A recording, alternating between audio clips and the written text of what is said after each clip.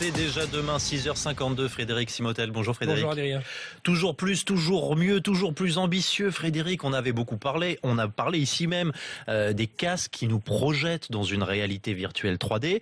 Mais des chercheurs veulent donc aller plus loin et cherchent à simuler le toucher avec une sorte de gants robotisés, c'est ça? Exactement. C'est vrai qu'on parle souvent de ces casques de réalité virtuelle. Alors le principe, ça ressemble un peu à des casques de pilote d'avion. Ouais. Et puis on est totalement projeté dans un univers virtuel parce qu'à la place des visières, c'est des petits écrans. Et puis on a des écouteurs. Mais là, on est sur le regard et sur la vue et l'ouïe. On n'est pas sur le toucher. Et donc ça, ce sont des chercheurs qui ont imaginé. Alors, vous imaginez, c'est une sorte de gros gants de moto à l'intérieur duquel ils ont installé des petits coussinets d'air au bout des doigts et qui vont vous donner l'impression vraiment de saisir un objet, donc un objet qui n'existe pas. Donc ça peut être, alors dans les jeux vidéo, on imagine tout de suite une grenade virtuelle qu'on va lancer sur les assaillants. Mais on peut imaginer aussi des usages dans l'industrie quand des personnels se forment sur la manipulation d'objets un peu dangereux. Voilà, ils peuvent utiliser ce gant. En plus, ce gant, il ne pèse que 350 grammes. Il est en connecté sans fil. Donc on a vraiment, une fois qu'on l'utilise, on a vraiment l'impression de plus avoir,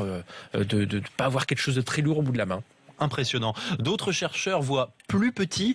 C'est pas un gant, c'est un ongle tactile. On se colle ça au bout du doigt. Voilà, on se colle ça au bout du doigt. C'est un mini pavé tactile qu'on va se mettre au bout du pouce. Alors sur le principe, ça ressemble un peu à une espèce de gros pansement. Ouais. À l'intérieur, il y a des capteurs. Ça sur RMC Découverte. Ça. Voilà.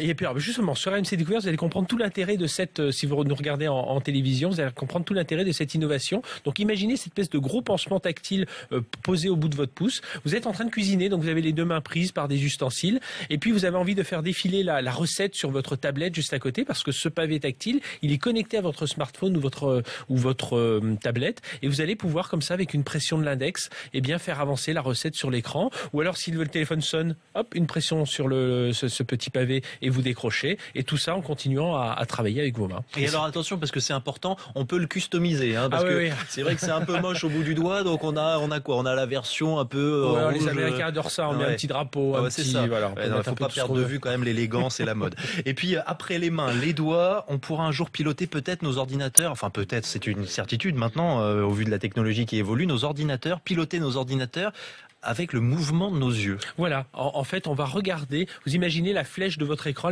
elle va bouger avec le mouvement de votre regard. Et puis, lorsque vous allez cligner des yeux, ça va lancer l'action. Donc, on imagine tout de suite ça pour des. On va avoir l'air malin avec notre ongle customisé en train de cligner fermement des yeux comme ça. Alors, le eye tracking, c'est comme ça que ça s'appelle, le suivi de l'œil. Ça existe depuis longtemps. Hein. Les gens qui conçoivent des sites web, les gens qui conçoivent des publicités, voire même qui conçoivent des designs, des architectures de magasins font déjà ce test-là. Donc on met des lunettes à des personnes et puis on suit leur regard. Là, on voit où va leur regard en priorité. Exactement. Etc. Donc c'est un capteur infrarouge qui est au niveau de l'écran qui voit où le regard. Et bien là, ça va réfléchir ce que vous regardez sur l'écran, ça va se réfléchir à nouveau et ça va revenir vers l'écran. Et là, on va voir exactement ce que vous regardez. Donc vous allez pouvoir agir sur l'écran à partir de ce que vous regardez sur un jeu vidéo. Mais on peut très bien imaginer ça aussi pour les personnes handicapées, les tétraplégiques qui vont pouvoir comme ça actionner leur écran uniquement avec leurs yeux. Donc c'est vraiment une technologie qui est assez aboutie, qu'on peut d'ailleurs découvrir à la Foire de Paris qui démarre aujourd'hui et dont on parlera demain parce qu'il y a tout un tas de nouveaux ustensiles. Vous verrez ça demain. Oui, parce que c'est vrai que toutes ces prouesses technologiques, c'est pas simplement pour du ludique. Évidemment, non. Ça peut avoir un intérêt majeur pour les gens en situation de handicap. Ça démarre notamment. Souvent dans le jeu vidéo et puis ensuite, hop, on voit des débouchés, des déclinaisons dans l'industrie, dans la santé. En tout cas, c'est assez impressionnant. Le bout des doigts, les ongles, les yeux, toutes les parties du corps après nous avoir décrypté le mensonge. Voilà qu'on avance encore et on apprend encore plein de choses grâce à vous, Frédéric. Merci beaucoup. C'est déjà demain. Il est 6h56. À demain, Frédéric.